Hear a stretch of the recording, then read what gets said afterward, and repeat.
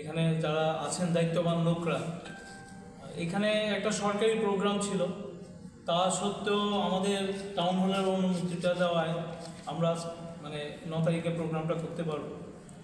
আর সবচেয়ে বড় কথা হচ্ছে আমরা এই প্রচারে নেমে আজকে 3-4 দিন আমরা যেই সাড়াটা পেয়েছি, আমরা খুবই আপ্লুত যে এখানে দল মত নির্বিশেষে কোনো রাজনৈতিক কালার না নিয়ে সবাই এগিয়ে আসছে এবং জানতে চাইছে, খুব উৎসাহী।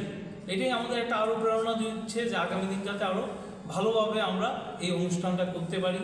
এবং আমরা আশা করছি আমরা যেরকম সাড়া পেয়েছি দলমত নির্বিশেষে যে ভালোভাবেই আমরা অনুষ্ঠানটা করতে পারবো। এজন্য আমি তেলিয়ামুড়ার প্রত্যেক